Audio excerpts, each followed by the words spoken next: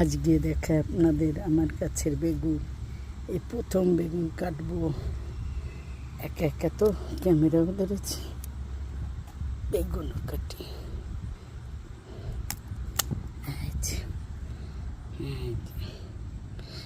বড় হলো, আর একটা কাটবো। এই যে এখানে গোল বেগুন দুইটা, লম্বা বেগুন একটা। এই লম্বা বেগুনটা কাটবো।